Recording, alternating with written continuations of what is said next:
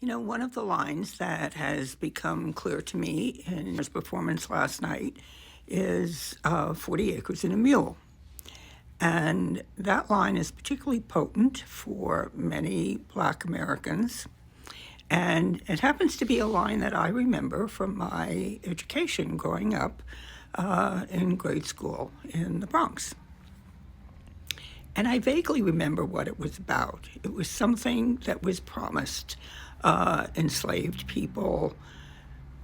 I can't remember whether I was told it was before or after emancipation, but it had to do with the Civil War. And I've since had my memory refreshed, and it was something that the federal government promised enslaved people that they would get, and it would help them get a head start. But as with many promises given to Native Americans, they didn't come through.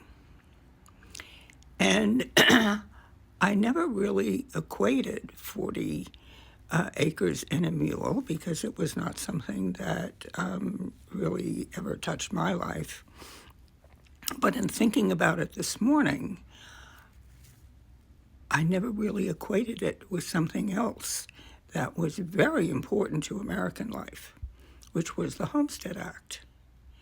Now, if you don't recall the Homestead Act, for some reason, there's a lot of American history that was that really stayed with me. And the Homestead Act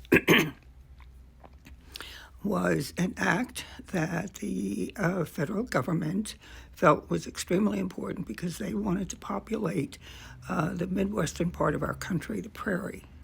And so they offered 160 acres free and clear to people who would farm the land, ranch the land. I guess it was really only good for farming, but they would give free and clear 160 acres to people, and they had mapped out a huge swath of prairie land. And it was white people who took that land, and that's how a lot of our Midwest cities came into being. And they didn't rescind that promise.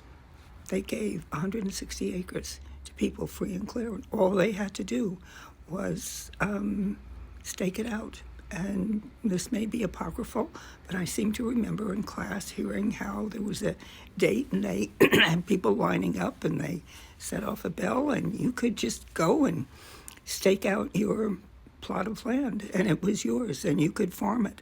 And that was the beginning of generational wealth for a lot of white people. A lot of these people came from Germany and Middle European countries, and they got a stake in this country. And here we have enslaved people who were brought over against their will and finally released from bondage and promised for their servitude they would be given 40 acres and a mule, and they got nothing.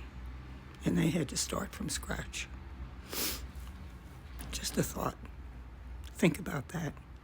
Think about how you'd feel if that promise was made to you and then you were just blown off. Okay, that's it. See you next time. A lot of folks have heard this phrase, right? 40 acres and a mule. As you say, a lot of people thought, okay, this just never happened. And your reporting is called 40 Acres and a Lie. What's the truth behind this program? What do people not know? What people don't know is that it wasn't just a promise that was broken. People were received land titles. We found more than 1,250 people who got land titles, men and women.